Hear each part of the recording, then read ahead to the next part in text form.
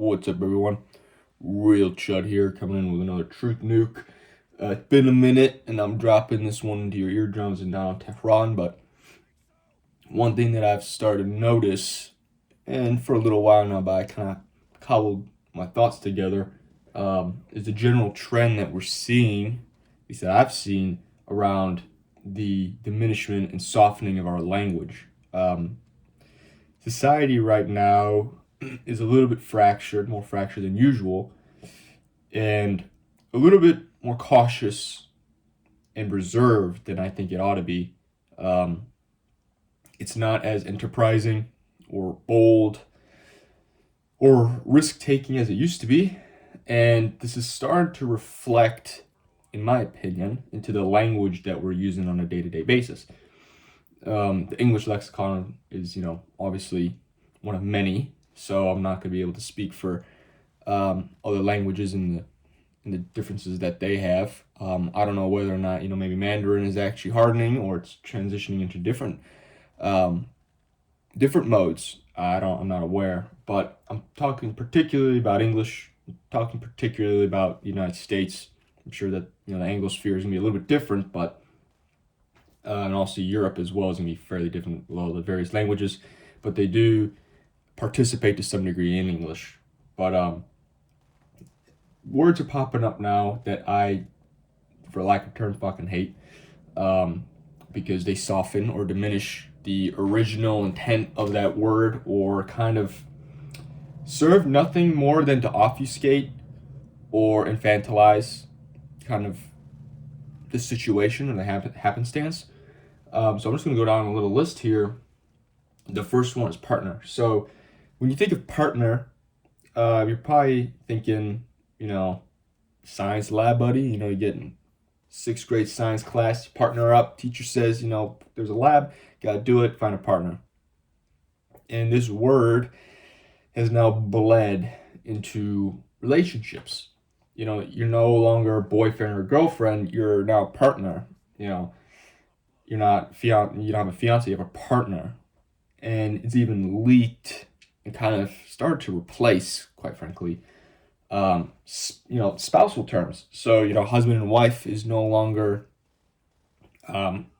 in common use, I'd even say. I think it's kind of taken over to be just partners. You go on Wikipedia, one of the most visited websites in the world, and a lot of the modern articles don't have spouse, it says partner. And that, to me, really degrades the significance of that relationship. You're not husband and wife, you're not spouses that got married, you're just partners. You're just two people into a mutual agreement, when that's not what it is. It actually represents something far greater. You don't start a family with a partner, you start your family with your husband or wife. But that's just what I've seen, and it's kind of, I think, the most egregious instance of society demanding that words be softened, that words be just unimportant and overall just bland. Partner as a word has its place, but now it's being used to displace another word, which is kind of silly, even though the word has done nothing wrong. And then there's obviously some vernacular that just is by and large kind of retarded. So, and this kind of stems from TikTok and social media. We're talking about the Gen Z kind of, I'm just gonna dub it retard language. You can say retard now. That is nice, but I'm talking shit like PDF file, unalive, grape, essay, just words that were literally created just to soften the original word, like PDF file. No, that's a pedophile. That's a child predator, a child molester, a sexual abuser, a child sexual abuse. These are serious topics with serious ramifications, and they should not be softened. Unalive is another one. There's kind of this has been kind of softened before with passing away, but that kind of had a religious significance. You're passing away to God. You're passing away out of this world to new one, but now it's just unalive.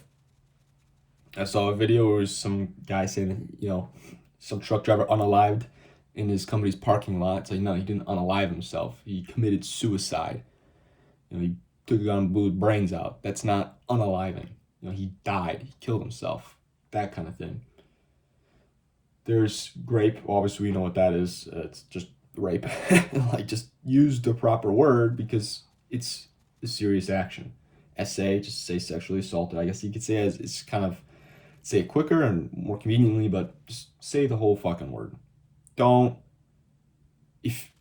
say, if you're gonna use a word, either use it or don't.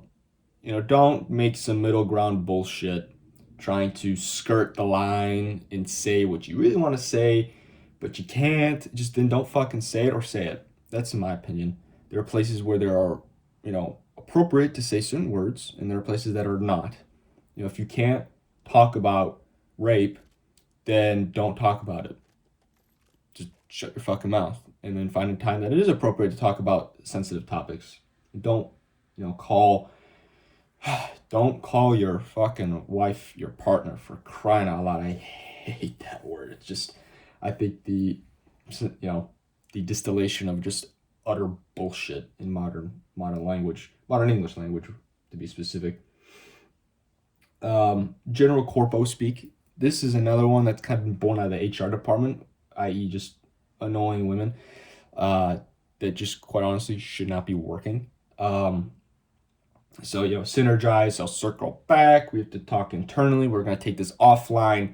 Just words that just are completely tainted.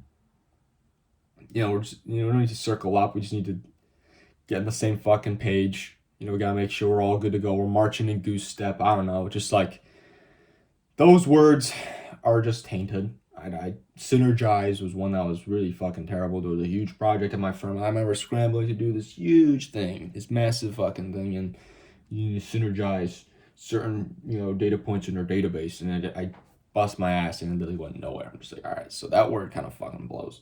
One that word I also don't like is adulting.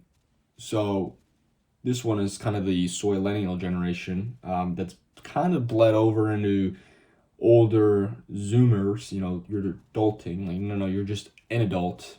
You're just a man or a woman, an adult human, female or male, who's just operating normally. You don't need to infantilize yourself. Again, you don't need to soften just the day-to-day and make it such a big fucking deal. So, and you should be conscious of this. You should be conscious of the words that you're using, because ultimately there's kind of this big push in society now, in our culture, that is demanding us to kind of soften everything, to kind of, make it easier to digest, put your kid gloves on, that kind of drill. Shit like another one, mental health. Like, it's kind of been overused and doesn't really mean anything anymore in my mind. I would say, maintaining your sanity or your psyche have a little bit more punch. Mental health is just kind of like, your mental health. Well-being would probably be a better one. I got to take care of my well-being. Another one, I think this is actually a huge one. That I just remembered off the top of my head, and something I've actually been dealing with, is career. It's up there with partner in words I fucking hate. Career. Because it's easier to fire someone if you're, setting back their career than robbing their livelihood. Okay, so livelihood is the actual term for job, not career, not, some nebulous ambition. No, that's your livelihood. That's how you get food on the table. That's how you pay your rent and your mortgage. That's how you put gas in your car. Livelihood is another strong one that's been completely evaporated from our modern use, because again, it's easier to stall someone's career than rob them of their livelihood or take away their livelihood, because livelihood implies, possession that you have. You don't take someone's career. You can, but livelihood has that fucking punch. And that's the way I see work, and you should probably see work as well. It's not a career, it's your livelihood. And if someone's taking that from you, then fuck them. It matters more. I'm a big fan of livelihood. That's a great one that is completely gone. I haven't heard that word from anyone under the age of 40. I'm gonna be honest. It's a word that's kind of old fashioned, and it should not be old fashioned. It should be currently fashionable to use because it's a strong word. It's a noble word. So again, society's kind of softening our language. You should not let that happen. You should use old timer words, especially words that are actually going to describe exactly what you're thinking, because words are kind of a formation of what you are thinking. And that's what you're telling other people. So don't soften. Seriously. Like, I've made a conscious effort towards trying to say what's on my mind, precisely what's on my mind, or not at all. Not trying to imply or reduce, it's either 0 or 100%, it's not going to be a 50, because then you're doing a half measure, and half measures just don't work, especially when you're trying to relay complex thoughts. So it's a shame that we're going down this road. I don't think it's going to reverse anytime soon. I think it's going to get worse. Words will continue to soften, they become more meaningless, have less meaning pertaining to them. Rather, I don't know why I was butchering that fucking word, but yeah. So use the word spouse, pedophile, killed, died, rape, sexually assault, abuse. Get away from the normal corpo speak. Don't use adulting. Say what's on your mind. That's not your career. That's your livelihood. Make sure that things actually retain their importance. So if they don't, then let me tell you, nothing really fucking matters. And who wants to live in a world where the words we use don't matter? It's fucking dystopia. So that's all I got. That's my truth nuke for the day. So take it that what you will, and see you guys around.